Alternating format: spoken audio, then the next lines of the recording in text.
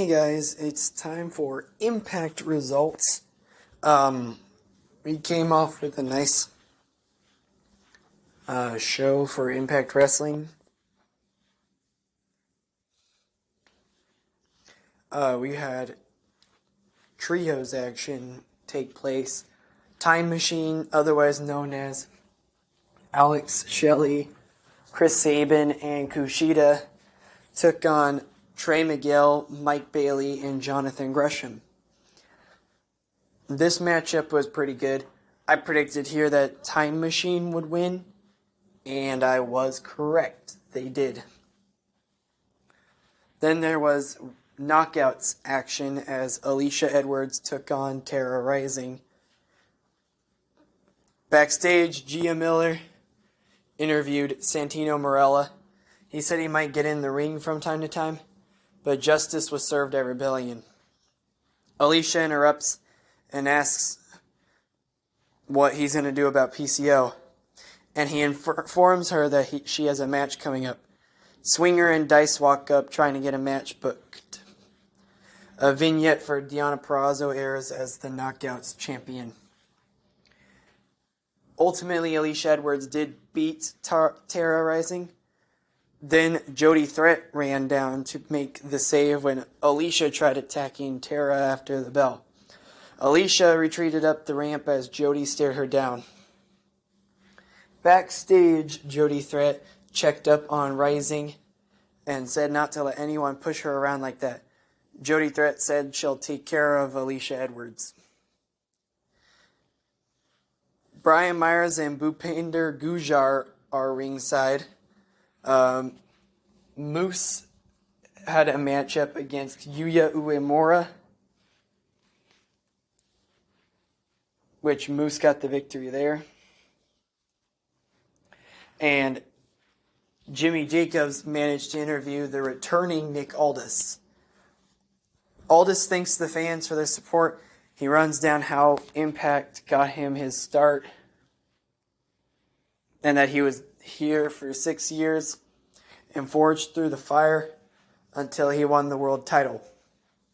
He set the standard for what it means to be a world champion elsewhere, and now he's back with his sights on the gold. Aldis asks Macklin if he understands what he holds. He warns Macklin that he's ready to pounce on what will usher in a new old era. Aldis says he won't be attending Macklin's ceremony tonight, but he will be matching.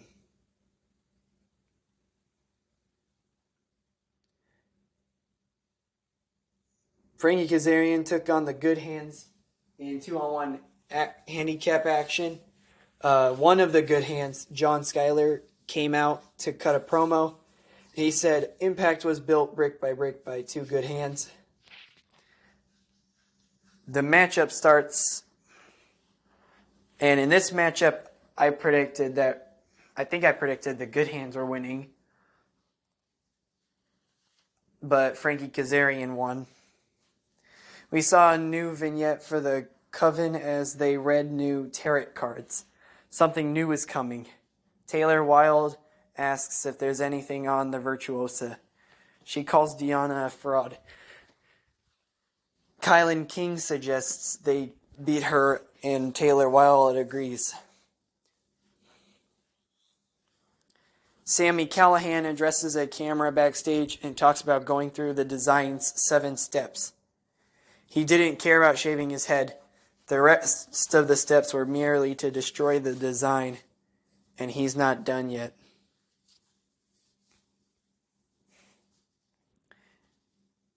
Joe Hendry was to defend his digital media title up against Sheldon Jean as well.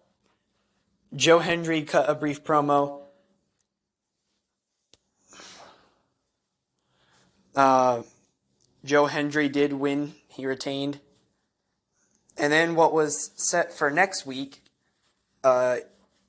is Taylor Wilde taking on Deonna Purrazzo for the Knockouts World Championship. GCW World Champion Masha Slamovich will take on Jordan Grace. And the Design will take on ABC. Steve Macklin had his changing of the guard ceremony, which Macklin was escorted by men in camo shirts. In the ring, Macklin said that Impact gave him an opportunity in 2021. He was able to do what he said he would, and now his mission is complete. He is the world champion. He planned to humiliate the former world champion in his home country, but now he's issuing an open challenge. Macklin yells at kids in the crowd until Scott D'Amore shows up. Scott D'Amore says he never doubted Steve Macklin's ability to become world champion, but he has taken issue with his execution. He could have stepped to Josh Alexander during his record reign, but just didn't. Scott asks Macklin if he's ducking Aldis now. Macklin hypes up Scott as a leader and recalls his recent Canadian destroyer. Scott D'Amore says he shouldn't have thrown the belt in Steve's face, but Macklin had his chance to fight him on Sunday. Instead, Macklin waited to attack him from behind. Scott says he rarely makes the same mistake twice. He took his coat off and says he has the perfect Canadian for Macklin to face at Under Siege. That's when PCO enters and takes out security. Security gang up on PCO until he breaks free and takes the fight to the champ. PCO hits a DDT before Macklin escapes and retreats up the ramp. PCO then spears two security members through a table into the corner. Macklin and PCO stare off to end the show. Now, to give this a rating overall, I'll give it a 3.5 stars, 3.5 stars out of 5.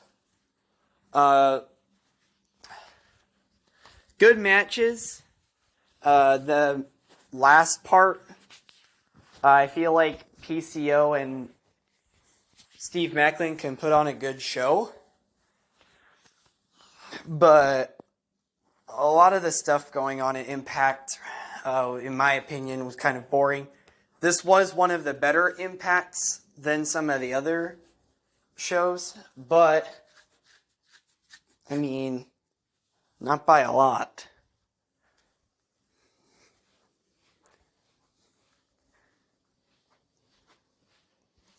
I mean, next week might be good, but we'll have to wait and see.